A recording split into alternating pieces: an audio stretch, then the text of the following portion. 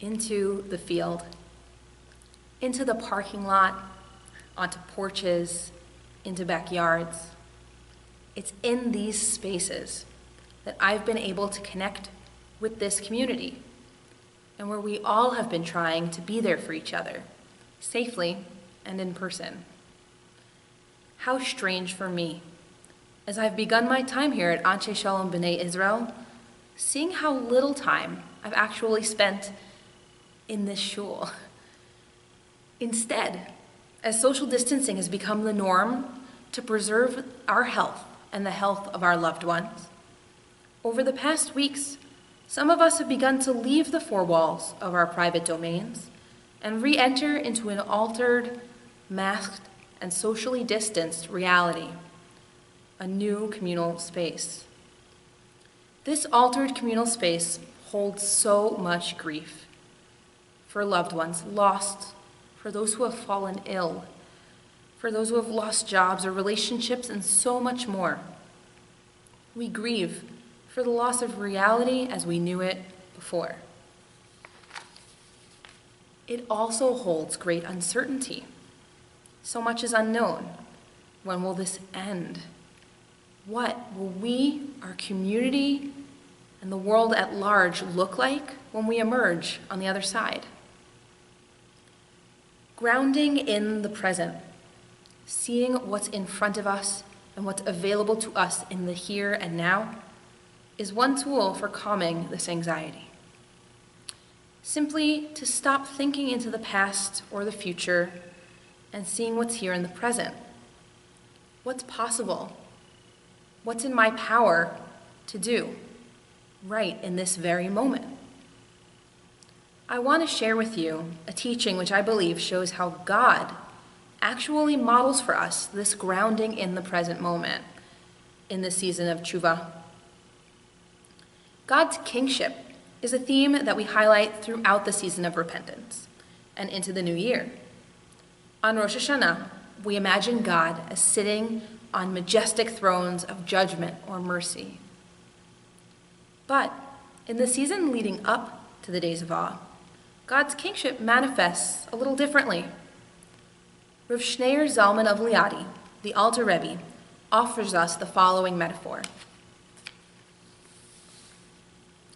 The king's usual place is in the capital city, in the royal palace. Anyone who wants to approach the king has to go through palace bureaucracy and get approval from all the king's ministers before being granted access. A person must meticulously prepare for such a meeting. They have to travel all the way to the capital, abide by palace custom, present themselves in dress befitting the presence of a king, and adhere to a specific manner of speech and behavior.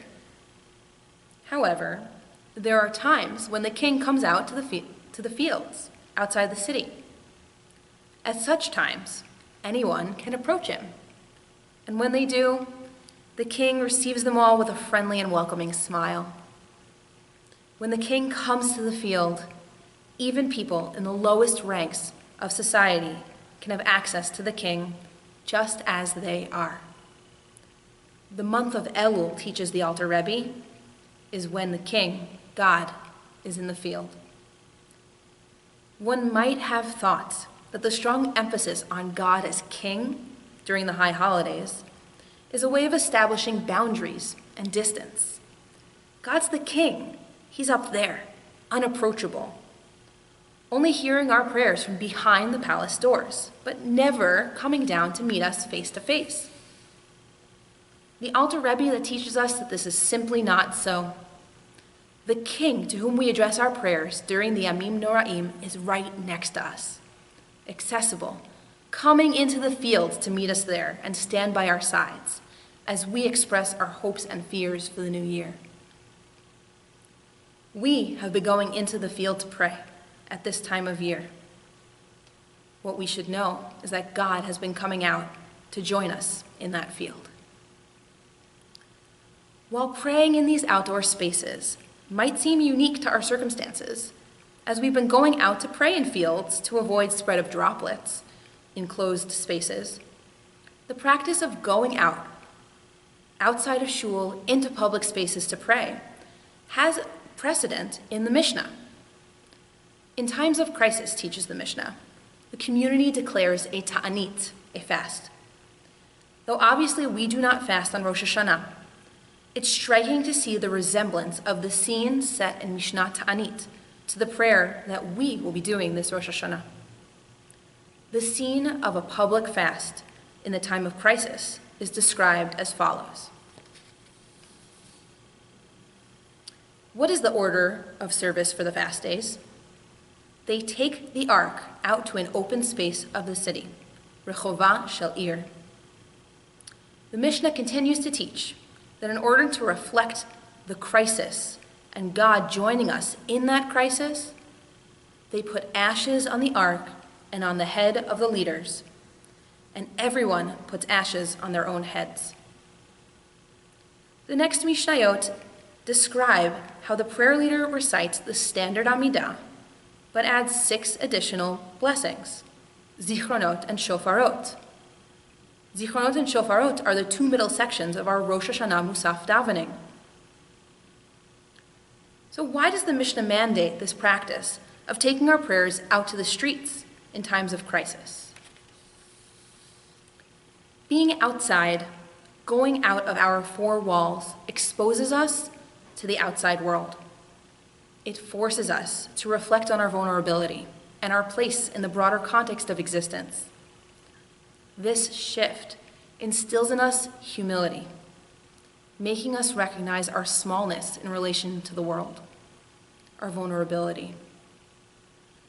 It also forces us to ask and clarify for ourselves, out in that field with all externalities stripped away, what do I really need? This time has forced us all to turn inward. With all this time spent indoors on our own or with a very small circle of people, it's forced us to ask in many areas of our lives, what do I really need to be okay, to be healthy? What do I need to keep me going and to keep me feeling connected? Communicating with the people in our lives from underneath masks and from 6 feet away has also forced us to listen more closely to the needs of others, to wonder, what might they need? How can I reach them?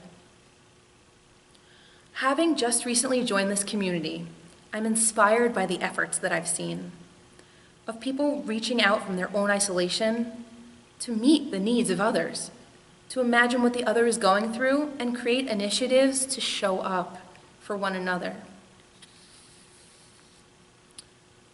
So the thing that's grounding me in all of this uncertainty is this question: what do I really need simply in this moment? And what resources do I have right in front of me that'll get me through? What power is in my hands right now? And though we've all been struggling with feelings of helplessness, we do have power in this very moment. We have the power to support others. We have the power to send an email, write a text, make a phone call. And this will remind someone that they're not alone in their solitude, that they're loved. We have the power, as I've seen this wonderful community do so well, to deliver notes, packages, buy groceries, and arrange meals and opportunities for those who are maybe on their own to safely socialize. We have the power to show up and make a parking lot minyan so people who are in mourning can recite Kaddish in community. We also have the power to reach into ourselves. We can identify our inner strength that we didn't know we had. We can see the inner resources in this moment. Our ability to hope and imagine a healed world. Our ability to pray and connect to ourselves and to God. Our ability to comfort and ground ourselves in the present. To feel the feeling of our breath as we inhale and exhale. The feeling of the warmth of the sun or fresh air on our skin. The sound of music or the sound of a loved one's voice. And so, this moment invites us to also ask, what does a Jew really need on Rosh Hashanah? The triumphant and jubilant sounds of us coronating God on Judgment Day are profound and impactful. We usually dive in a beautiful prayer space filled with colorful stained glass, rich fabrics and embroidery, and silver trappings. We sing together in harmony with prayer leaders singing out energetic, familiar, and beautiful tunes. But this year, we can't all be together in this beautiful shul space. We can't sing out the way we want to. We can't gather Barov Am with the throngs of people befitting greeting our King on Rosh Hashanah.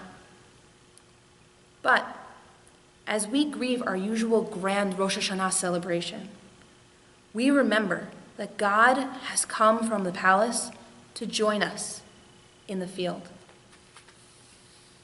God models spiritual simplicity for us. Because what does a Jew like me really need to make Rosh Hashanah happen?